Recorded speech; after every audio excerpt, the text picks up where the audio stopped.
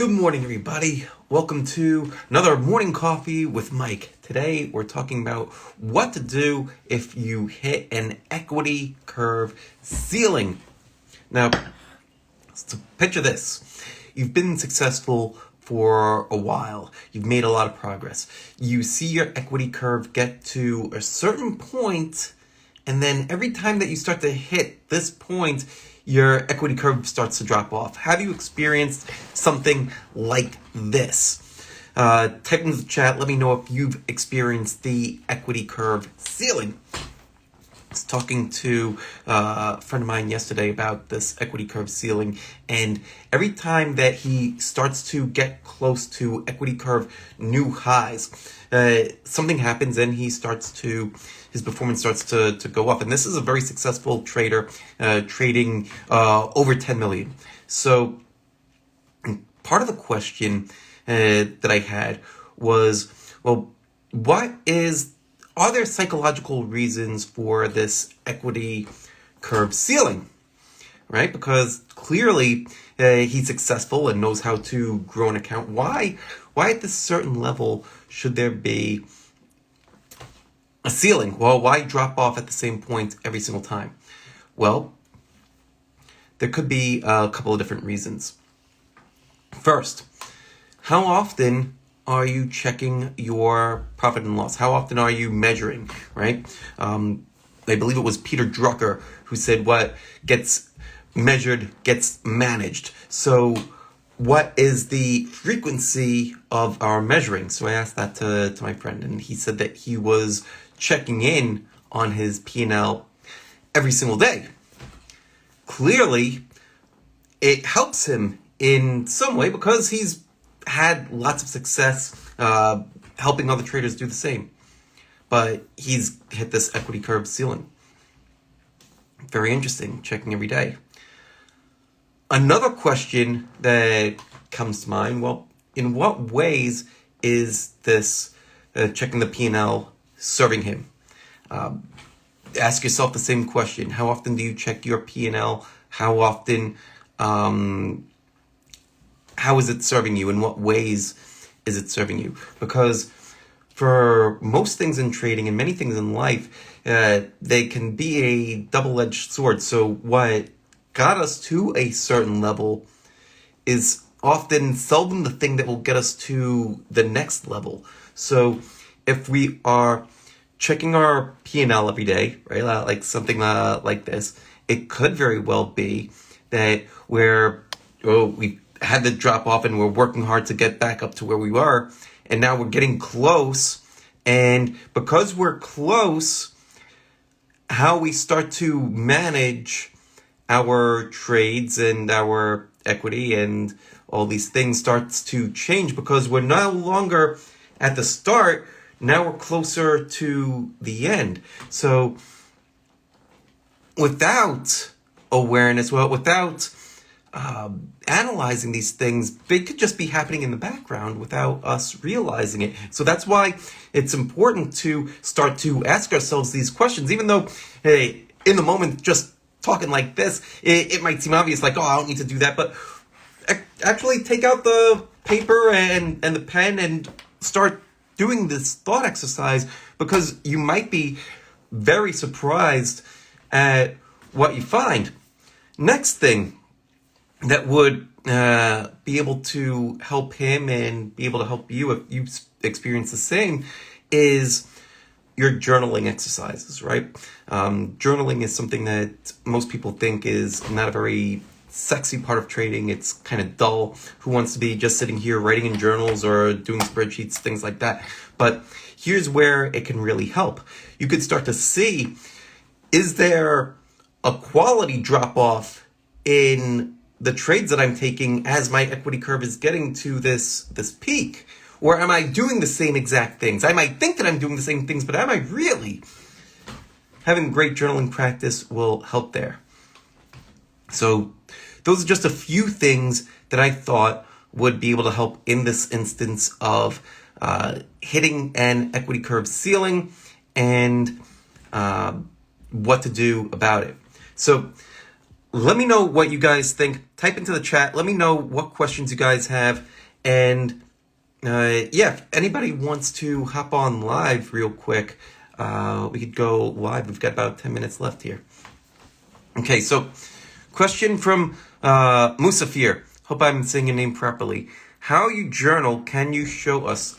Sure, so let me pull up my trading journal over here. Let's see. Just pull this up. Okay. I'll put it right over here. That works. Okay, so my trading journal has a lot of stuff in it. Let me show you the tabs that I have first. First I have is market mood log. I'm tracking the overall health of the market, and I like to color code things. I've got my open trades right now. I'm just holding Fortinet, an action list. There's nothing that I liked yesterday, so each day I'll update this. And then I have some other lists, a focus list, in the neighborhood, stocks that are kind of close, trade ideas list. This is a list from the weekend, a universe list. This is all the stocks that pass my screens. I'll keep this list, and I'll maintain this list once a week. All of the closed trades that I have, I started this spreadsheet I started sharing with our members back in 2020. So that's where this list starts. Let's see here. Monthly tracker, statistics, danger signals, various rules, emotional triggers, a model book, setup, stock setting up, that along with models of the types of setups that I find and all the different criteria that I like. And then I'll throw stuff into pivot tables and start to build different pivot tables. So a lot of different things in that journal. And what I would want to tell you too is this about journaling, right? Because a lot of people might see a journal like that, say that there's a lot of things in there. A lot of people, when they're first starting out, are intimidated by journaling. Well, why do I journal? Does that just mean writing my thoughts and feelings? Am I tracking my trades? Why do I need to track my trades? I've got my broker that's has all of the transactions. I'll just use that. The most important part with journaling is to actually start, no matter what it is that you're going to do. If you're going to use pen and paper, if you're going to use a spreadsheet, if you're going to use software, the most important thing is to actually start. And over time, your journal will evolve with you as you get better at analysis. As you start to perhaps analyze different things, you'll start to learn, hey, there's different things that I want to track. Let me start tracking these different things. That's actually the reason why my preference is the spreadsheet, because the moment that I want to start tracking something else, adding something in, I could just add a column, right? It's literally that easy. So with the spreadsheet that I have there, I keep it in a Google Sheet. The reason why I like to put it in a Google Sheet is because I actually share that spreadsheet with all of our members. So that way people can follow along and see how this stuff actually works, and they're able to share their journals with me, and we can review it and help people improve that way. So Google Sheets just makes things a lot easier. Let's see. What other questions we have? Am I able to speak Arabic? No, unfortunately not. Not yet. Which strategy have I used? So the strategy that I use, it's a swing trading strategy. If for those of you that are familiar with William O'Neill, for those of you that have heard about Can Slim, that is probably the closest thing that you would be able to think about to say, oh, like this is kind of how he does it. If you've heard of Mark Minervini. He's one of my mentors. If you've heard of Jesse Livermore, Nicholas Darvis, that type growth, momentum-based swing trading, that's what I do.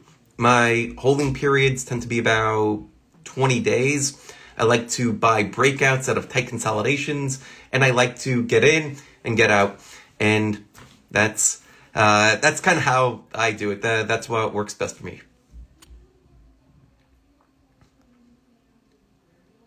All right, let's see what other questions we have here. Scrolling through. And journaling really, really helps. Big advocate of journaling.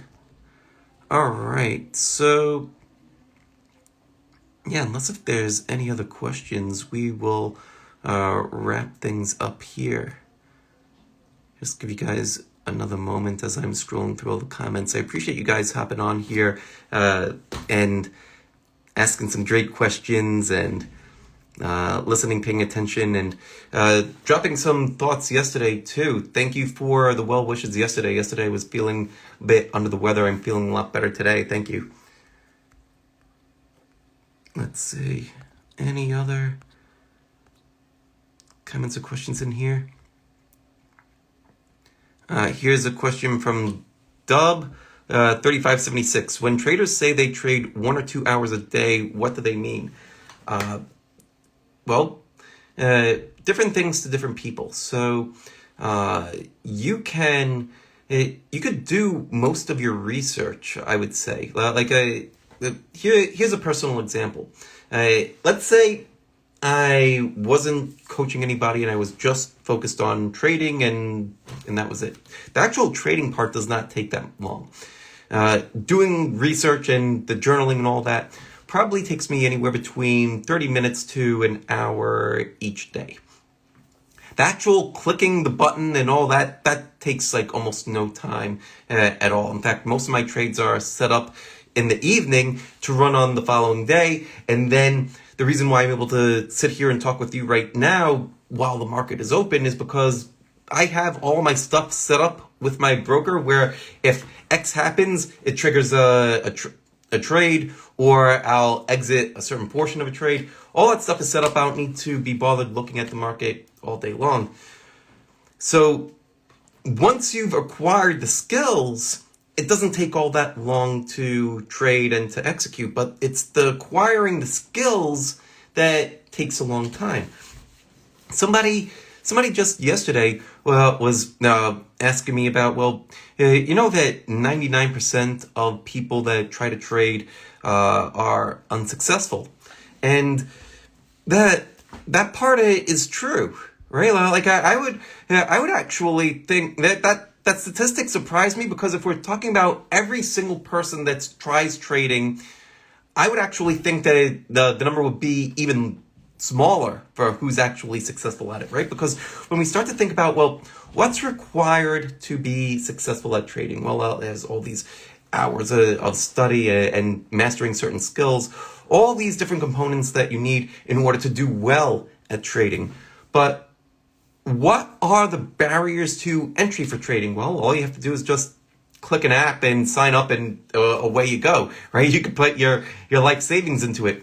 But when you start to think about other professions, like becoming a doctor, becoming a lawyer, becoming an engineer, there's loads of barriers to entry. First, you have to pass all these exams just to be able to qualify to get into the school. Then you have to go through all the curriculum. Then you need to go and do additional apprenticeships after the school. Then you finally get to go and do your profession. None of that exists for trading. If they're just calculating who's successful, who's not successful for trading just by who opens an account, of course, if it's only 1%, that number actually seems high to me. So if you go and if you gain the skills necessary for trading, if you start to educate yourself for, what skills do I need? How do I master those skills? That's what will help give you an edge, to give you something that you'll actually be able to use, not just today, but for the rest of your life. That's one of the themes of a book that I just wrote called The Trading Mind Wheel. That book, by the way, comes out on April 4th. It's available for pre-order right now on Amazon, on Barnes & Noble, Target, Walmart, wherever you could buy books. The Trading Mind Wheel is available. And if you have pre-ordered the book, go to tradingmindwheel.com and submit the receipt, because we've got a bunch of bonuses that you're going to want to get. The main one is a virtual conference that we're holding on April 4th with myself and a load of other speakers, full day conference, going through all these different skills, and it's going to help you a lot. It's really mind-blowing. So anyway, tradingmindwheel.com, go there, check it out. We are about out of time right now, but I want to say thank you all for joining me today. I truly appreciate it. If you'd like to be on a future episode of Morning Coffee with Mike, go click the link in my bio, book a time for yourself, and let's chat. All right, guys, thanks again for watching, and I'll see you again tomorrow morning at 9:30 a.m. Eastern Time. Take care. Much love. Peace out.